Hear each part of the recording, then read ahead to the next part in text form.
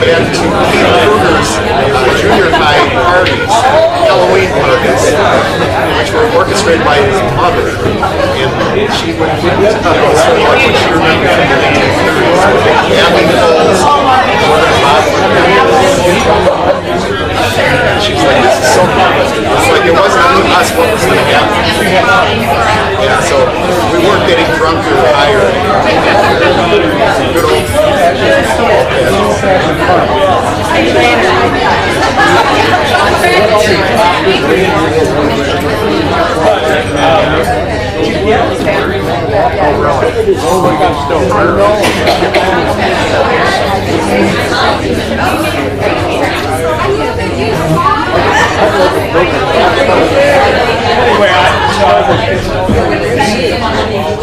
Hi everyone, I'm Shayna Bates. I'm Cindy's eldest daughter.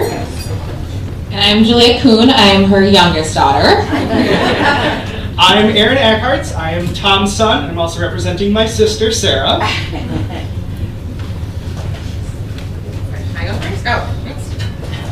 So, we are gathered here today to celebrate the declaration of love between Tom and Mom.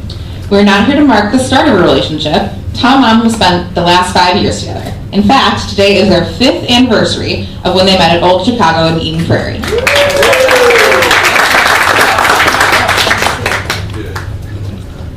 We have come together to bear witness to the bond that has grown between them.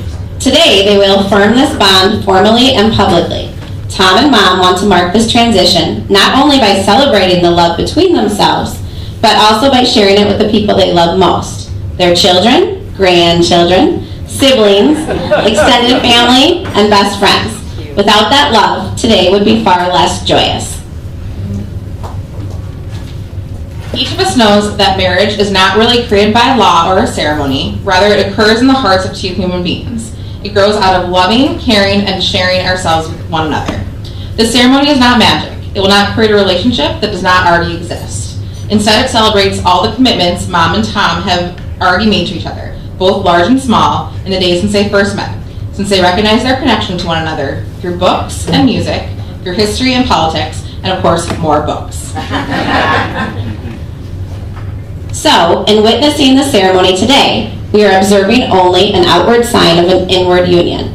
This ceremony is a symbol of how far they have come together and a symbol of the promises that they will make to each other. They are committing themselves to living their lives together and loving each other solely and above all others. They are so glad you're all here. The writer Marcel Proust said, "Let us be grateful to people who make us happy. They are the charming gardeners who make our souls blossom."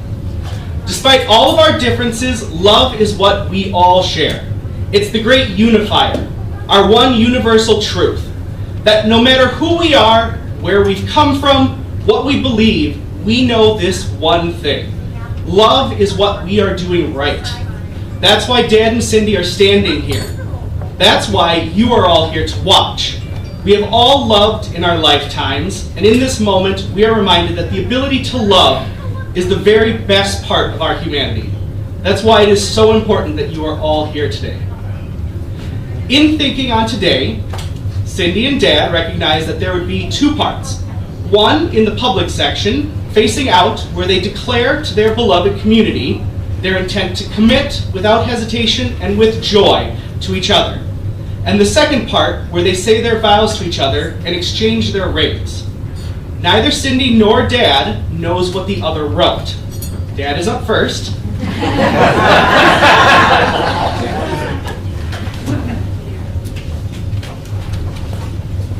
From time to time, I ask myself, why was it I and nobody else, the most beautiful girl in all of the world, and she chose me. That's from Randy Newman, She Chose Me. One of our songs. Thank you everyone for joining us today. Thank you especially to my side of the aisle for all of you who have supported me through the decades. Thank you to Julia, Shayna, and Aaron for the readings today. And finally, special thanks to Dean and Aaron for being my AV roadies. My old high school teacher, Mr. Graham, used to say, tell him what you're going to tell him, and tell him what you told him. My favorite English teacher, Miss Kalland, said, we're keeping this to 20 minutes and don't get too mushy.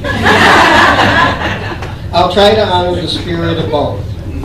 Ava, listen for 3 things today. Gifts, family and community, and promise. From Beloved by Toni Morrison. Paul D. sits in the rocking chair and examines the quilt patched in cardinal colors. His hands are limp between his knees. There are too many things to feel about this woman. His head hurts. Suddenly he remembers 6-0 trying to describe what he felt about the 30-mile woman. She is a friend of my mind. She gathered me, man. The pieces I am, she gathered them and give them back to me, all in the right order. It's good, you know, when you got a woman who is a friend of your mind. Cindy is a gift. She takes the pieces that I am and gives them back to me in the right order. She is a friend of my mind. I knew this the first time we chatted online. It's amazing how a single word can change one's life. Sapiophile. For those of you who don't know, a sapiophile is someone who's attracted to intelligence or intelligent people. Picture it.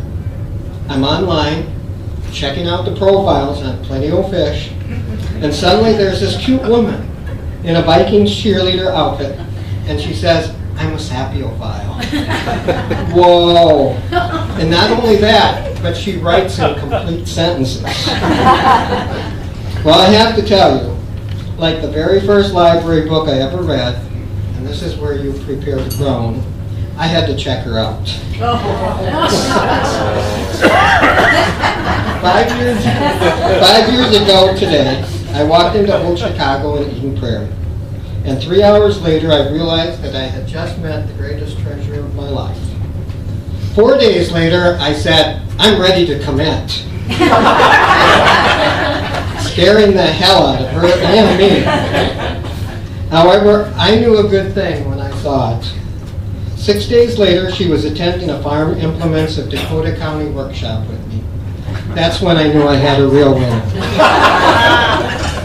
That very same golden day, we stood at the southeast corner of the High Bridge, looking down on St. Paul. For those of you who don't know, or have never been there, the High Bridge is located on the Mississippi River in St. Paul, and it offers the very best view of the city. And on that day, the stories of my life, my struggles, my journey to find freedom and happiness. It's also where I was inspired the next day to write this poem for Cindy. High Bridge. In that golden moment, when the sun shone down, I looked upon the passage of my youth, a river of knowledge and time, and I wanted to grasp it, hold it tight, present it as a gift to you. But memory is only a salmon, leaping, struggling, sparkling in the sun, moving forever beyond our reach. In that golden moment when your smile shone down, I looked upon the passage in my heart, an open book of joy and hurt, and I wanted to grasp it, hold it tight, present it as a gift to you. Nothing has changed for me in the last 5 years. Every day is a day where I want to share my gifts with Cindy. You know, I'm at a time in my life when I see the years passing quickly by. I know that every day is precious. I want all of you to know my mind is settled. I want to spend the rest of my life with this incredible woman, this wonderful gift, Cindy Lubet Kalland. Loving her with all my entire being, laughing with her, engaging in the world with her, playing with grandchildren, or any grandchildren to be, traveling the world together, sharing small kindnesses, and finally having someone to trim my old man ear hairs. But I know we can't do it without the love and support of you, our friends and family. This moment, this time, this place, look around, savor it. The DNA of a new memory, a new narrative. As an amateur historian, I can't help but marvel in awe at the strength and courage of those who brought this awesome woman to me, this gift.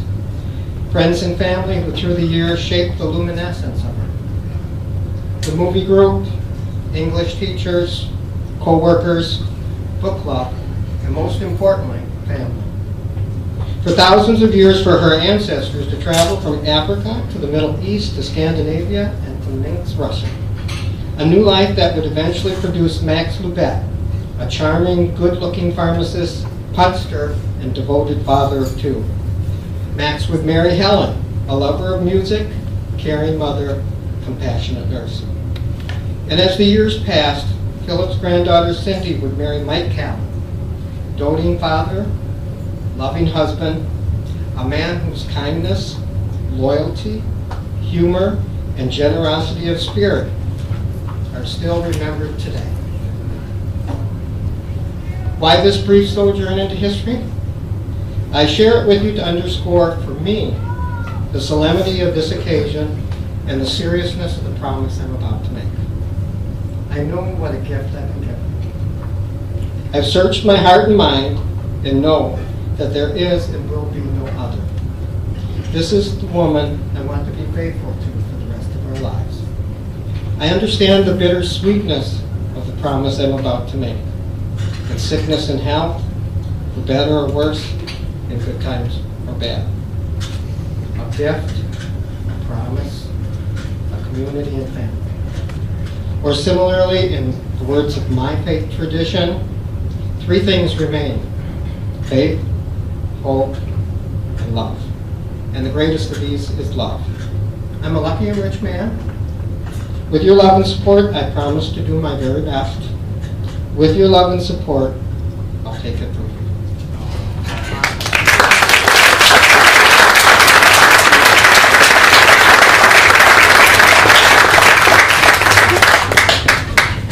I think I picked well. Oh, well, these have to go on. I've tried putting the type like this big. Didn't work. Throughout my life, I've tried to make sense of this life journey that we're all on. When I was young, I believed the fairy tales and the Disney movies. You meet your prince, you live happily ever after. When I was older and a very serious student, I thought maybe life followed the path described by existential philosophers and some Scandinavian mystery writers, that life is difficult, chaotic, filled with suffering, and then you die. Life has sometimes been like both of these, but now I think neither is the ultimate answer. We can and do suffer, some of us more than others, but there is so much joy. All of you, my dear friends and family, and the newer friends that I've met who are all so dear, have shared both my fairy tale and our mutual suffering. We've talked, hugged, and laughed. We've talked, hugged, and cried. We've done both together. That's why I want you here today. I didn't want to declare my commitment to Tom in private, but instead wanted you to share my happiness. My second chance to happiness. Well, I don't believe in fairy tale. I thought I'd get all the way through this. While I don't believe in fairy tales or in eternal angst, I do believe in the beauty and the wonder of life. I believe that joys are multiplied when we have someone to share them with. The inevitable heartaches, too, are easier to bear. And I'm here because I want Tom to be that person. There's no one else with whom I'd rather spend the rest of my life.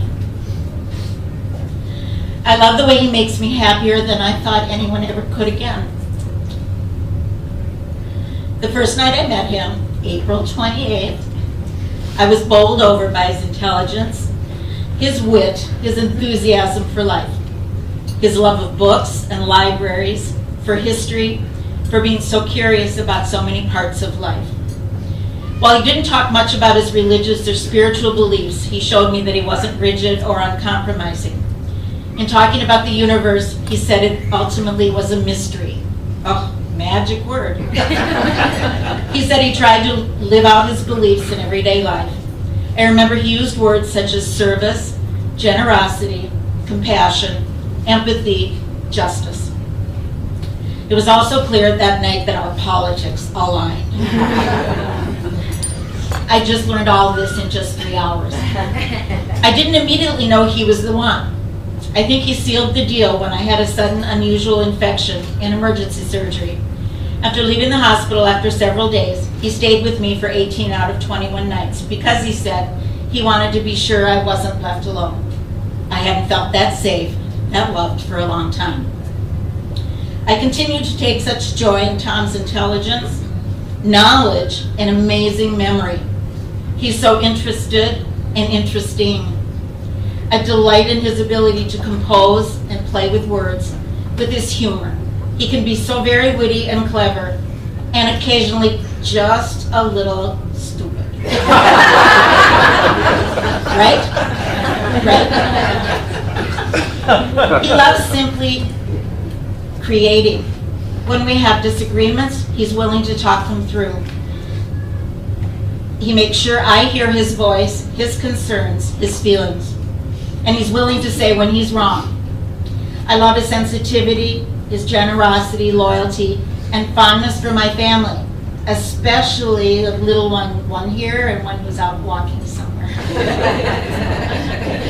Shy. Hold on. Please.